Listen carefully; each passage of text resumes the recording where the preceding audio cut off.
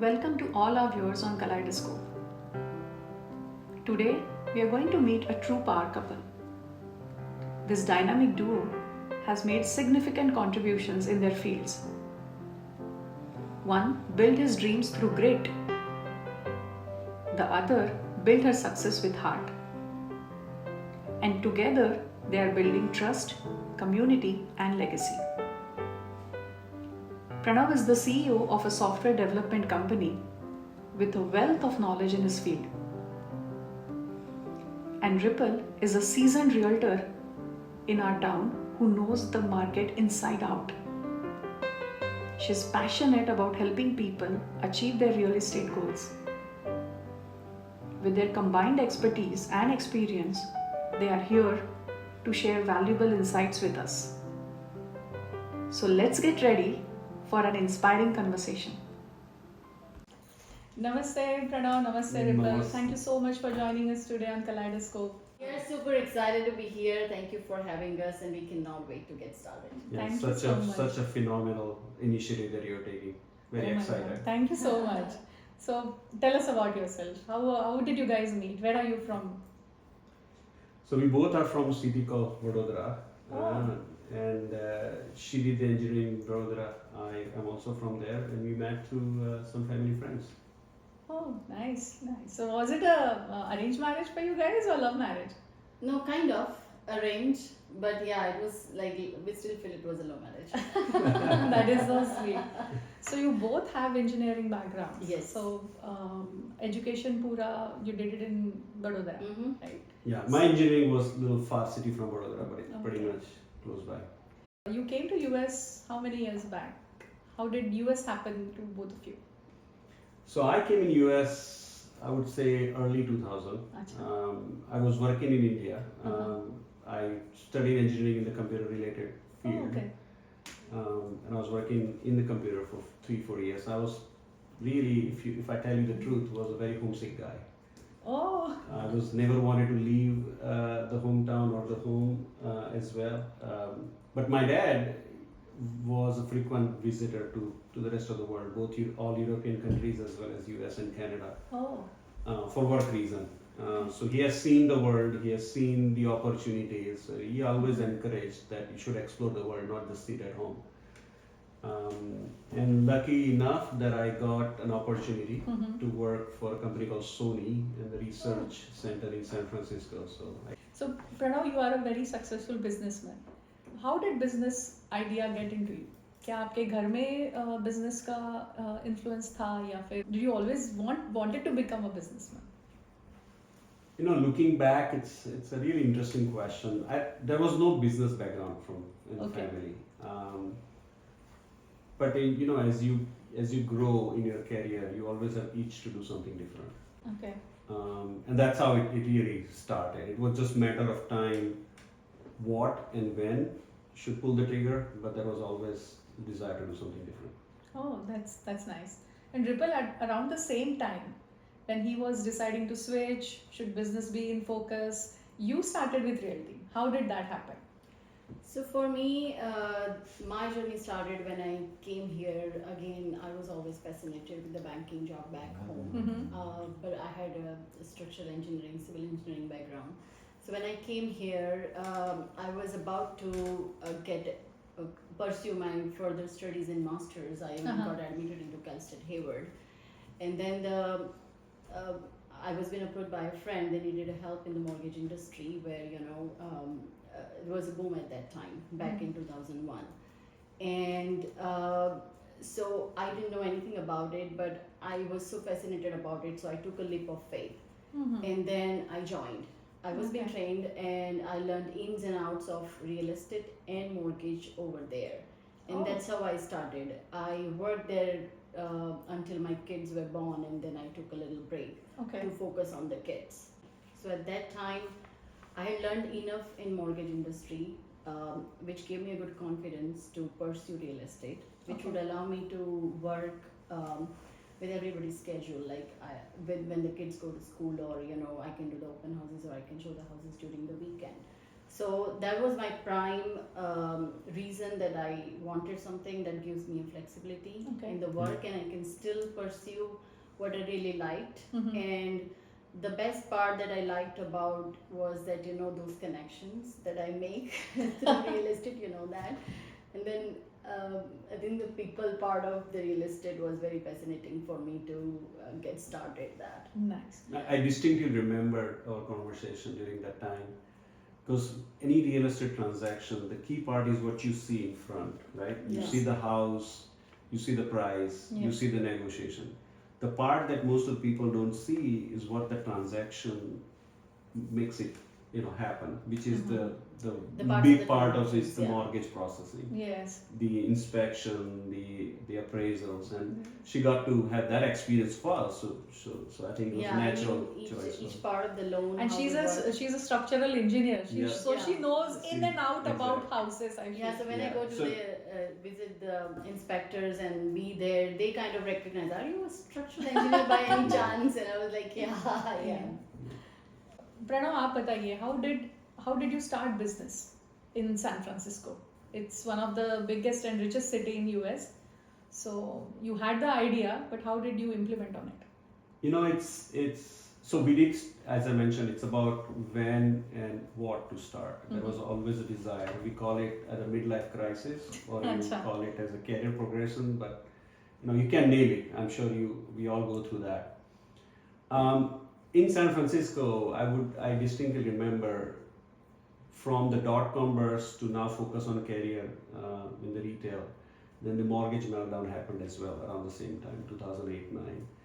The idea was still back of mind, but we play quite a bit of defensive game when economy goes down, and we put on top of the immigration factor, H1 and green card puts you in an always defensive Yes. game, right? I think one key important part is, I tell myself, and a lot of that comes from the mentor and my dad as well, that you can't keep playing defense all the time. You gotta have the offense game.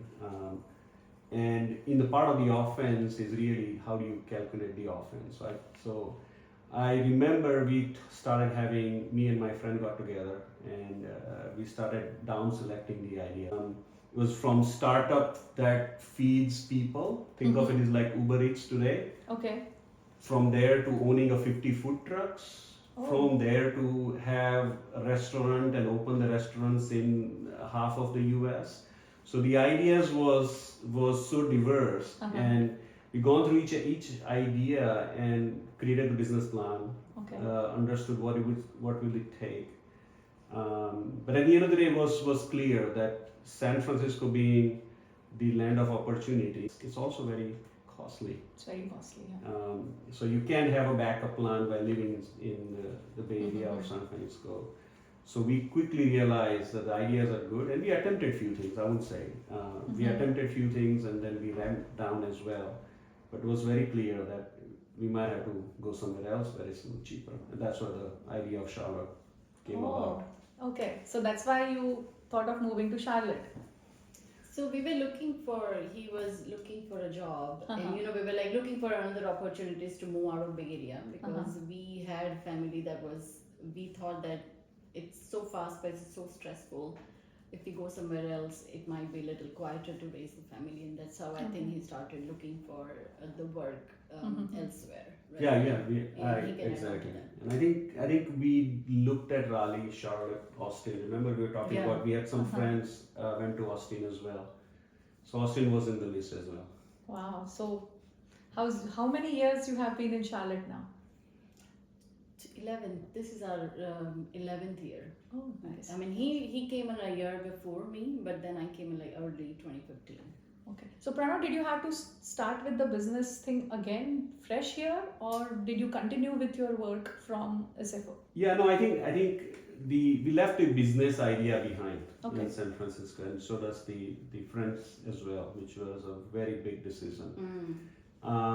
We came Charlotte for a job for sure. I think the biggest hurdle apart from moving family and kids school is her profession as well, because real estate is such a geography dependent profession. Yes.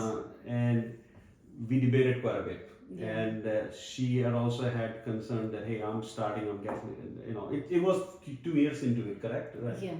And she created that customer base. 5 years, in Yeah, fact. 5 years. 5 years. And then it was a hard decision. But we moved to Charlotte for a change of job, and it was a new chapter. So business idea were not there, but something to do with business was always, it never left. And now your parents also stay with you, so that is also very rare. I think we came here 2015, and then they moved here with us. We filed their green card, and eventually it was again, they had to leave everything behind when they. So it was a bit of a challenge for them as well, because you have lived in the city, you've lived in the country for so many years. You have your own house, and you leave, and then you live with kids. It's not like when we get married and we just live all together. It was a 15 years of gap in between, so it was a bit of a challenge, but I think they were very adaptive. Dad learned how to drive, so he could help us around. They were also helping. The kids were little, so they were helping us with the kids homework and Yeah, they're very monitoring them. involved. Yeah. Yeah, and the mom was also very involved in inside the house. Yeah. I think for me, what you just is right on what just she said, but I think it needs to, it's a joint effort. I don't think it's a simple decision as it is. I think it may sound moving here is simple enough, but staying here Yes. in a joint family, Yes. it's a whole other game. All I can say, I'm super lucky that having her Wow. and parents, and they're all, I don't have to think about it. And if anything, I can think of myself as having another team that I don't have to worry about. So Yeah. I'm super lucky from that end. That's so nice. So, Ripal, after coming to Charlotte, did you have to start from basics for realty, or did you do the licensing again? Yeah, where you started from where you had left off? So it took me some time because I knew what to sell, but I didn't know whom to sell. And I knew how to sell, but I didn't know what to sell, whom to sell. So I had to learn the whole demographic here, the area knowledge. Again, I have to get my licenses in North Carolina, and we have a neighboring state, South Carolina. So I have to start all over again. Okay. And then you have to find a new brokerage that fits you. Meanwhile, the year I came, I still had listings. I had my license for California as well, that was active. So I traveled back a couple of times for that particular year. So you were still working? Yeah. I had listings and commitments that I took on. So I was working on that. But after finishing that, it took me about a year or so. I got my license immediately right after, but it took me some time to figure out where I want to go, who I want to work with. So in maybe a few months, I met a couple of brokerage, and then I landed myself into the current team that I am with. So how was the work culture different from San Francisco, Ripple? Because Charlotte is pretty slow, right? So in San Francisco, especially we were in Bay Area, everything is fast paced, very, very competitive, intense. It's very exciting, but at the same time, it's very exhausting too. Okay. I had to work with any client, let's say buyer client, for at least 6 to 9 months. Not that they would not like the house, but it was competitive, so we'll get outbidded all the time. So it was pretty exciting, but exhausting at the same time. And again, I had a bigger paychecks there in Charlotte. So that was a difference. Coming back to Charlotte, I think Charlotte, it is more about finding somebody a right lifestyle than rather just finding a home. In California, it was just find a home and get it and go in because it's anywhere. And then building that trust. What I felt was it was little slower, but it was more of a peaceful environment. And people over here were very warm. They were very welcoming, and I think I would say nice. Yeah, that's always special about Charlotte. Yes, the warmth in the people. People are more religious, so I like that. Yeah. And Pranav, you started your business from scratch here, right? That is correct. So finally, the dream coming true in Charlotte. So how did you all set it up? It was a super bittersweet. I can't even describe what the bittersweet means, that experience, because you have a paycheck coming, you have a team here, you have a reputed company that supports you from both medical insurance and daily lifestyle as well. So leaving it all that behind and starting a business is that's the number one decision that you have to make, or anybody wants to open a business. How it started, I would say I reached out to every my professional friends when the idea started to come, and I went little bit easier route compared to the last one. So when we went last one, we went and took on quite a heavy projects with a higher risk. So this time we evolved into little lesser risk, and obviously Ripal and I, we had a few sleepless nights to talk about what this means to the family, and what this is. But reached out to a few professional friends, and everybody supported, and that's how it started. Wow. So you're in retail, right? So I was in retail, but obviously doing IT services. Okay. So the business started in IT doing the software development services, but focusing on retail clients. So how big is your team now? The team's 2016, obviously, one person started, and then Ripal joined to handle some of the back office operations. As I mentioned, that I had a whole team at home as well. So my dad started as well with the company as an accountant and the finance person. 2016, I would say by the year ended, we were around 12, 13 people. 2017, we were around 120, and 2018 was around 170, and 2019, which was the peak year when we owned the company, was around 230 people. Wow. Yeah. So you had a big team. Yes, and it was definitely huge support from customers, the professional friends that I made. Some of my friends who came from California to here also supported me as employees, and it was excellent circle. They all became family eventually, so for sure. But yeah, it definitely evolved into a bigger endeavor than I originally thought, for sure. With such a steady growth, going into COVID, how did it affect you all? Yeah, we can only laugh about it right now, honestly. Going into COVID was, I don't know, was really tough. I mean, I can't describe the feelings, but I'll tell you the first-hand experience. I was in the flight when the COVID was about to hit in China, and I was visiting from India Center back here. As soon as I came, the next week the lockdown started. I just promised the India team how the fantastic year has been the previous year and how the fantastic upcoming year, because 2019, as I mentioned, was the biggest year for us. So I had the annual meeting with the team, and I promised the world, and here I come, then world shuts down. And having 100% retail clients, everybody was shut down. The malls were down, so they were not making any money.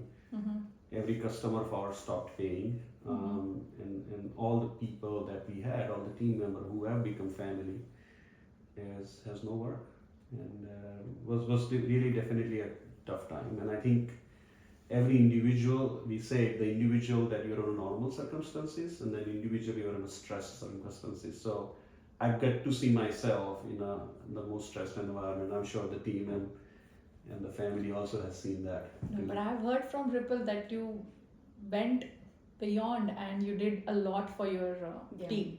So tell us. I think it's the reciprocating way, I would say. The team has stayed on through the thick of it.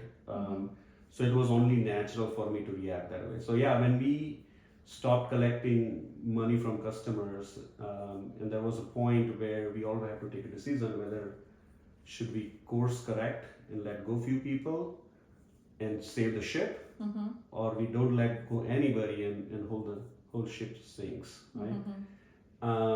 We were lucky enough that we dragged till the last drop in the bank and the last drop, and says we're not going to let go anybody, and it paid off.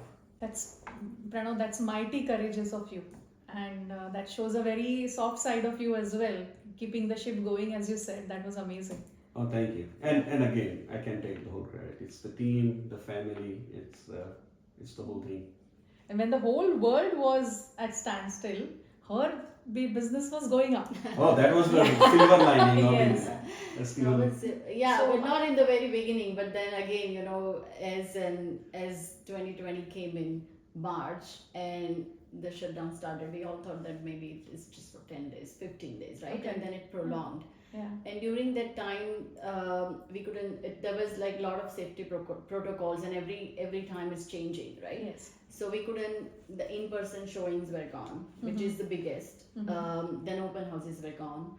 All of a sudden, everything had to go to virtual showings, and there was an economic uncertainty, and so the buyers were like, should we buy? Should we not buy? I had a couple of people who were like in the middle of the transactions, and they were like, what do we do if we buy? If we proceed further with this home, then you know, what if I lose a job? And then at the same time, there were sellers. They were like, I put my home on market. I have next place to go. What will happen? So because of that, there was a lot of nervousness in the market, and many transactions were falling off as well because of, while this was still, you know, it took us some time by July, August to you know, go to that fast-paced real estate market where everybody kind of figured out the rates were very low, and everybody is like, okay, now we need a bigger home because we're gonna probably end up staying in this home in the yard. And that's where the whole craziness started, because affordability was at its peak. There were very less amount of homes, so it was people were outbidding each other. Yes, I know that. Yeah. So, and then again, I had clients that I cannot take them in the house. We cannot open the doors or closets. You can't touch. And then, so I was more of a virtual showing. And during that time, I had to make sure that still I'm a reliable resource for them. They can trust me. So I kind of listen more, talk to them more, give them more advices, and somehow I became their real estate trusted advisor. And that's how I kind of pulled through COVID. And that was one of my biggest year too. Yeah, I remember Ripal showing us houses online. Yeah. She would move the camera and show us, and Yeah. that's how we completely trusted her. So Yeah, she Yeah. was super busy, and I became a chef at that oh time. wow. So that's how it. Yeah. But with changed the whole the- family at home, Yeah. with everything shut down Yes. and everybody was taking health precautions, wearing masks and whatnot, but it was kind of dangerous as well. It She was. going out. Oh, she was the brave soul. I mean, Yeah. we Yeah. talked about he was gonna go do the grocery, and she said, "You gotta stay home because you gotta feed the family. I Yeah. can go to the grocery." And Yeah, and I it did was that. it was So that was kind of difficult, like you Yeah. know, because mom and dad are at home, so you Yeah. don't want any infections coming in yeah, as well. exactly. So it was it's always felt like walking on a tightrope with, you know, your health, your family's health and safety, your client's need, their emotional support, still closing the transaction, meeting those deadlines. So it was a pretty it is an experience that nobody thought, but as an agent and as an industry, we are very resilient. We keep on coming back. We don't fall down. It's an entrepreneurship, you know, that we have in ourselves. So that kind of helped us pull through, and you know, yeah.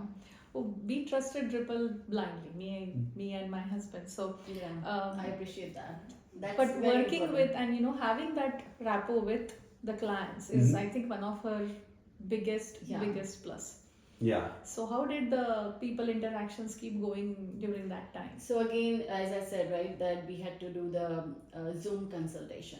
That the people that I couldn't meet, I would usually, the Zoom was new, and then, you know, we had to learn the ways, the virtual showings, and, you know, digital signatures. And I remember I had a client right at where, you know, COVID just was, we were under contract the previous year October time, and then we were just about to close in April, and he's like, Ripple, what do I do? Should I back out? What if, he was also working in a retail, and he's like, what if I lose my job? And then I was like, if we back out, then we're gonna lose 60,000 deposit, so let's just go in, and if at all we need to, then we'll figure something out. So we closed on a home. That was my very first closing during COVID time. So we literally sat on the floors on the road of attorney's office, because attorney wouldn't come out. They'll just push the documents through the door. And I knew, so we kind of worked together. They had little kids too, so everybody has to be very careful. So we kind of closed on a home, and that home is appreciated so much. So those are the things that we had to be with the clients through their emotional needs. Yes. Yeah, and that's how I think the difference that, and she and I always have discussion about and sometimes argument. I operate the business sometimes from a more operating the business and aspect of growing and bringing that growth and quality. She operates from heart, Yes. Yes. and half the time it goes hand in hand, and there are times there's conflict happens. And I listen some of the conversations from far, from the office or the dining table, and it's like, people, what are you doing? We should close this right away, and you're spending way too much time for something small matter, but she will not give up. Yeah, I think She that will just not. And I think I like that quality, because sometimes, even in my business, when I have to take decisions, I run by her, because I want that heart the warmth and the thinking from the heart come out, than pure just objective decision making. Yeah. So, Pranav and Ripal, with both of you so busy, do you guys nurture any hobbies? And when you have time together, all four of you, kids and you, how is family time? Like, what do you guys like to do? I think we don't have short of hobbies, so to speak. I think the most common activity when we are four together, I think it's travel. Oh, okay. But then there are a few things, like when she works on weekends, I like to build stuff. So kids help me out and either fixing things or building furniture at home. She's really good at music. I suck at music, but I like sports. So when we are four together, sometimes we all four go pickleball. Oh, Or when she in music, she insists us to sing as well. So I participate. I have even a shirt that I can't sing, doesn't mean I won't. so like impromptu karaoke sessions at home? Exactly. No, he's trying to learn, and I try to go and play his sports, and he tries to. I think he's learned 1 or 2 songs with me. So. वो मार के पढ़ा है. And then, especially now the kids are a little older, right? Tanisha is already in college. So one activity that we try to do, we usually do it. Then she calls from there, and then 3 of us get together in a room, and then we do Wordle for like 5-10 minutes, and then So that has the puzzle activity. So that's the, something lately we've been doing for the last 1.5 year. And I think he's Yeah, it's also even more doing than 2 years now, yeah. with the kids. I think he has challenged them to do Duolingo, so they learn a different language. So him and No, that's a the really kids. good point actually. So without fail, no matter where we are, we'll do a FaceTime and we do puzzle every night Yeah. before bedtime. Oh. Yeah. And most 4 of us join and do the puzzle, the New York Times puzzle. So kids like that as well? Yeah, Yeah, they are kids the one very call much, actually. yeah. It's the time to Especially do. Tanisha is very much into it, so I think she misses that if we miss that. So that's something that we kind of nurture. And for 2 of us, even though we're busy, we have a different schedule, but we try to at least have a tea together. So just 5 minutes. So that's our 2 of us is ritual. Pranav, Ripal, looking back at your journey, with all the ups and downs, like what message would you like to give all the viewers? Younger generation especially, who want to maybe start a business, a startup, or even dive into realty. What message would you like to give our viewers? So for me, looking back my journey, what I feel and what kind of helped me was perseverance. I had the moments where I felt that I cannot go on more, or I cannot fight this fight, but I kept on going, and I think Pranav was a big source for me to keep on pushing. And every time I went on the other side of the journey, I discovered something new, my new strength. So definitely perseverance. In real estate, for me, and this is my personal advice, that it's very important to take yourself and your own benefits out of the transaction. When you put the other side person who you are helping and their needs and wants the most, I think that's where you succeed. Do not look at just for the short-term gains or economic benefits out of the clients, because it doesn't work. It's all short-term. In order for you to really be successful, you have to be that trusted advisor, and that your clients can rely before, during, and after the transaction for many, many years. So it's very important to see that person behind the transaction and focus on their needs and wants. Wow. Yeah, no, that is so true. Yeah, for me, I think for anybody who wants to do or chart a new territory, you gotta play your strengths and watch out for opportunities. Do offensive play, but do a calculated offensive play, and don't start with defensive. I think that's the short version of it. I firmly believe there are two favorite books that I have. One is called Grit by Angela Duckworth, and the second one is Atomic Habit. If anybody can relate and wants to grow, I strongly believe that read two books. I think even every 6 months, if you incorporate new strategy out of those books, you can find yourself at the peak achievement. So I firmly believe on that. So I think that's a short version. You gotta take a chance if you want to grow. And taking a chance doesn't mean that you gamble, but it's about taking calculated offense. Wow. Ripal, I know you are a top-notch realtor, but you have a very sweet voice and you like to sing. So why don't you end our podcast with a beautiful song? Did you want me to sing? Yeah, sure. Pranav, you want to join? Do you want Oh no, she's best. I'll leave it up to her. Okay, sure. तुझसे मेरा जीना मरना जान तेरे हाथ में, 100 जन्म भी कम क्यों लागे तेरे साथ में। मैं मुसाफिर तू मुसाफिर इस मोहब्बत के सफर में, दो अकेले रोए मिलके दोनों रब के घर में, साथ तेरे ना सफर वो सफर नहीं लगता, तू है तो दिल धड़कता है, तू है तो सांस आती है, तू ना तो घर नहीं लगता, तू है तो डर नहीं लगता, तू है तो गम आते हैं, तू है तो मुस्कुराते हैं, कि तेरे बिन सो नहीं सकते, किसी के हो नहीं सकते, तू है तो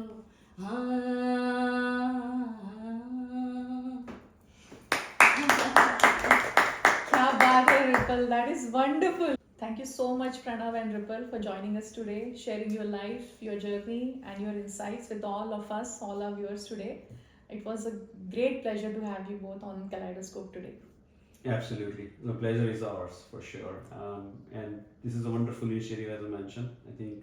I hope this continues to become a big success for you as well, and appreciate you having us. And for anybody who needs any help, any advice, we are here. So just let your viewers know. We loved being on your show and wishing you good luck on your podcast. Thank you so much. Thank Namaste. you. Namaste.